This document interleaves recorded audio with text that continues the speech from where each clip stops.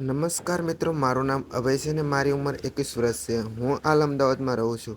દેખાવમાં તો વાત કરું તો મારા કોલેજમાં હું એકકો હતો. હું ખૂબ જ સુંદર હતો. મેં જીમમાં જઈને મારી બોડી એકદમ મસ્ત બનાવી હતી. મારા કોલેજના સમયમાં એક છોકરીનું ખેતર ખેડ્યું હતું, જેનું નામ આરતી હતું. આરતી સાથે ખૂબ મજા કર્યા પછી મેં એને મૂકી દીધી હતી, કેમ કે હવે મને બીક લાગતી હતી. આવું બધું કરવામાં હવે સારું ન હતું. હું એક સારા કુટુંબમાંથી હતો. મારા મમ્મી પપ્પા મારા પર ખૂબ જ ભરોસો હતો. મારા પપ્પા હંમેશા મારા વખાણ કરતા, પરંતુ એને ન હતી ખબર કે હું મોટો ખેલાડી હતો. પરંતુ મેં આ બધું સમજી વિચારીને મૂકી દીધું હતું. મને ક્યારેક ક્યારેક બહુ વળિયો ઉપડતો હતો. હું હાથલારી ચલાવી લેતો, કેમ કે મારું લાકડું ક્યારેક લોખંડના સળિયા જેવું થઈ જતું. ત્યારે હું આરતીની યાદમાં રાત્રે પથારીમાં સફેદ લચ્છી કાઢી નાખતો હતો. હવે મારા પપ્પાએ મને અમદાવાદમાં સારી જોબ શોધી દીધી અને પગાર પણ સારો હતો. હવે હું જોબ કરીને પૈસા કમાવા લાગ્યો હતો. મારા સંબંધીઓ મારા વર્તનને જોઈને મારી માટે છોકરીના માંગા લાવતા હતા. પરંતુ મને મોટા તરબૂચ અને મને જે રસ હતો એ છોકરી જ મારે શોધવાની હતી. એવામાં હું અમદાવાદમાં છોકરી જોવા માટે ગયો. ઘરે પહોંચતા ત્યાં જ એક સુંદર આંટી જોયા.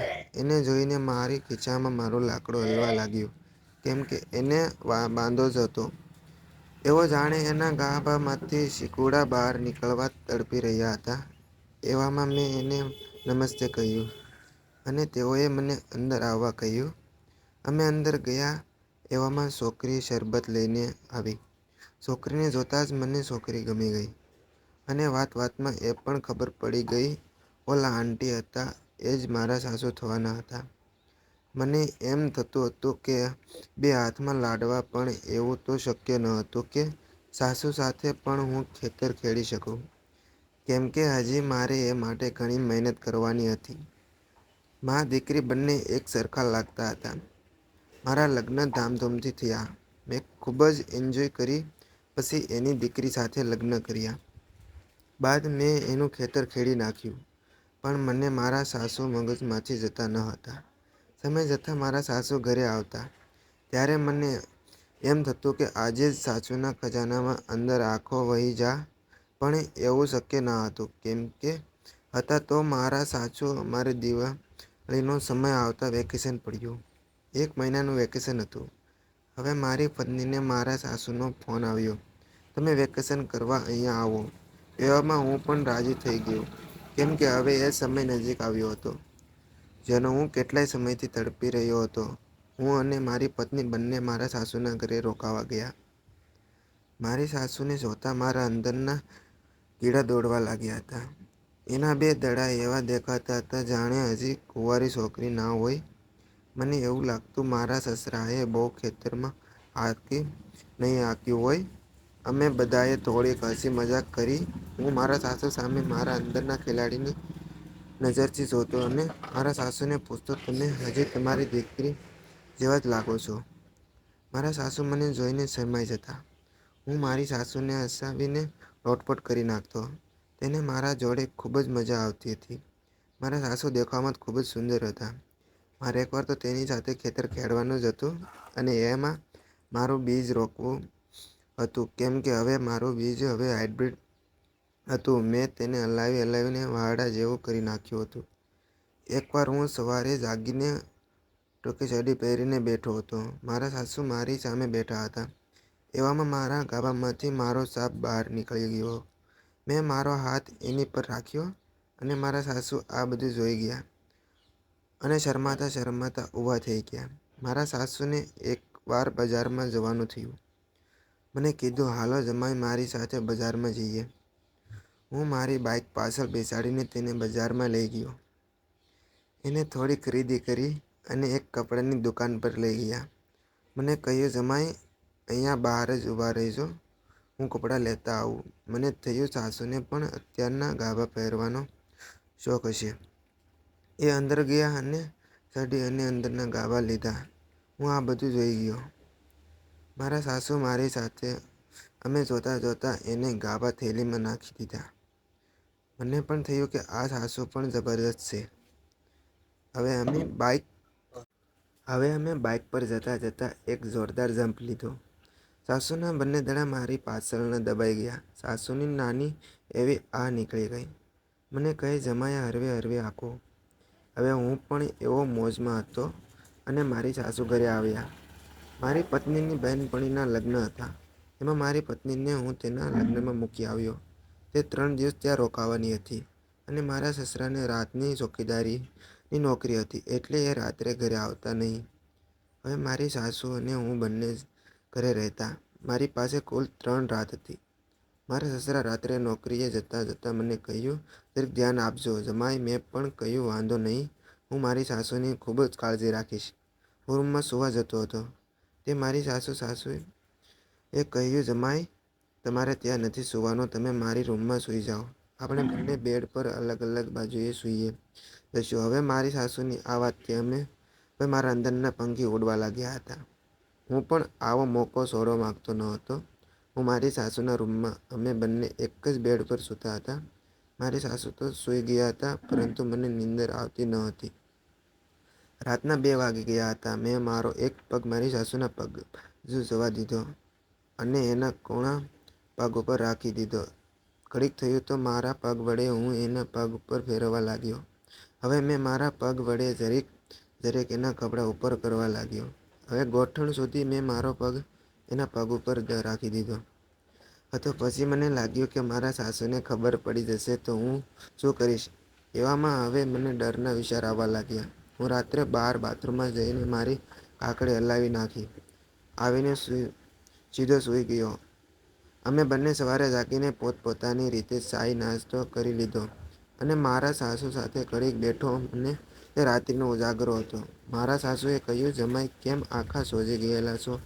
મેં કહ્યું, એવું કંઈ નથી, નાહતા નાહતા આંખમાં સાબુ લાગી ગયો છે. હવે બીજી રાત્રિમાં સૂવાની તૈયારી હતી. અમે બંને સૂઈ ગયા. જેવી અડધી રાત થઈ તો મને હવે રહેવાતું ન હતું. મારો લાકડો હવે ખેતરમાં ખાડો પાડવા તૈયાર જ હતો. મેં સાસુની નજીક આવીને તેને મારા હાથ વડે પકડી લીધા. એવામાં મેં મારી આંખ બંધ કરી લીધી કારણ કે મારી સાસુને જગાઈ જાય તો એને એમ લાગે જમાઈ ઊંઘમાં હશે. હવે હું મારો એક હાથ એના દડા તરફ રાખ્યો. ઘડીક થયું તો મારો હાથ હવે એના સળિયામાં નીચે જવા લાગ્યો. એના પગ કૂણા કૂણા હતા. મારા પગ એના પગ સાથે અડી રહ્યા હતા અને મેં મારો હાથ એના ખેતરમાં જવા દીધો. મને જરીક જરીક ઘાસ ઉગેલું લાગ્યું. હવે મારે ખેતરમાં ધીમે ધીમે હું હાથ ફેરવવા લાગ્યો. એવામાં મારી સાસુએ ઉધરસ ખાધી. મેં ઘડીકમાં બધું ફેરવી નાખ્યું. મને લાગ્યું મારા સાસુને ખબર પડી ગઈ. બીજા દિવસે મેં ફરીવાર હાથલારી કરી નાખી. સવાર પડતાં જ મારી સાસુનો વ્યવહાર કંઈક અજીબ હતો. તે દિવસે તો નવી દુલ્હન જેમ શરમાતા હતા. મને એવું લાગતું હતું કે મારી સાસુને બધી જ ખબર પડી ગઈ હશે. હવે રાત્રે તેને ગાઉન પહેર્યું અને ગાઉનમાં તેના બોલ ચોખ્ખા દેખાતા હતા. હવે મારાથી રહેવાતું ન હતું. જેવી સૂવાની તૈયારી થઈ, મેં સાસુને કહ્યું, મારે આજે ટીવી જોવી છે.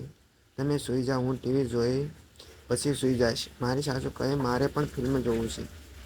એવામાં કહ્યું, કઈ ફિલ્મ જોવું છે? મારી સાસુ કહે, હોલીવુડ ફિલ્મ કરો ને. મેં એવામાં ઓલો ટાઇટેનિક ફિલ્મ ચડાવી. જેવું એમાં ઓલું ક્રિકેટવાળું આવ્યું, મારું લાકડું બહાર આવીને હલવા લાગ્યું. મારી સાસુએ પણ હવે રહેવાતું ન હતું. મારી સાસુએ મને સવાલ પૂછ્યો, જમાઈ, તમે 2 રાતથી જે પણ કરતા હતા એ મને ખબર હતી. આવું સાંભળતાં જ મેં એની આંખોમાં જોયું અને એનો પ્રેમ ઉભરો આવી ગયો. હવે મારી સાસુ એના ખેતરમાં બીજ રોપવા તૈયાર હતી. એણે મને કહ્યું, જમાઈ, આજે મારા ખેતરમાં મૂળો સોંપી દ્યો. હવે મને ગ્રીન સિગ્નલ મળી ગયું હતું. મેં સાસુના હોઠ પર મારા હોઠ મૂકી દીધા. એના કૂણા હાથ મારા હાથ પર એવી ફેરવતી હતી કે મારા અંદર તરંગો આવવા લાગ્યા. પછી મેં મારી સાસુને 6 અને 9ની પોઝિશનમાં રાખી. મારી સાસુ કહે, જમાઈ, આ રીતે તો મેં ક્યારેય ખેતર્યું નથી. મેં કહ્યું, તો સાસુ થઈ જાવ ત્યાર.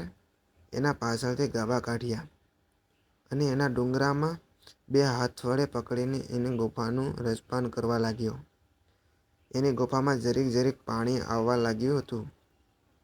હવે મેં મારું ઓજાર એની ગુફા પર ફેરવ્યું અને એક જ ઝટકે 4 ઇંચ નાખી મારી સાસુના સૂર નીકળી ગયા. એણે કહ્યું, જમાઈ હરવે હરવે ગાડી હાંકો, પણ સમય પછી આવું. હું ઓજ નખાવું છું, બહુ દુખે છે. એવામાં 8 ઇંચનો ગાજર આખો આખો નાખી દીધો. સાસુએ ઊંચું મોઢું કરીને એના સૂર કાઢવા લાગી. મેં મારી રેલગાડીની સ્પીડ વધારી દીધી હતી અને કૂતરાની સ્ટાઇલમાં એવી નીચોડી નાખી અને મારી બધી કઢી એની ગુફામાં નાખી. એની ગુફા પાણી પાણી થઈ ગઈ હતી. હવે મારી સાસુની ગુફા એકદમ ગરમ થઈ ગઈ હતી. હવે હું અને મારી સાસુ બંને સૂઈ ગયા અને સવાર પડતાં જ મારી પત્ની આવી ગઈ હતી. આમ અમે એકબીજાની મજા લીધી હતી, પરંતુ આ એક ભૂલ હતી જે મારી જિંદગી બગાડી શકવાની હતી. પણ હું તો બધું સમજવા તૈયાર હતો. મને થતું કે આ એક ખરાબ વાત ગણી શકાય, પરંતુ મારું લાકડું ન હતું સમજતું. મિત્રો, આ વિડીયો તમને પસંદ આવ્યો હોય તો લાઈક કરજો, શેર કરજો અને ચેનલને સબસ્ક્રાઈબ કરજો. ધન્યવાદ મિત્રો.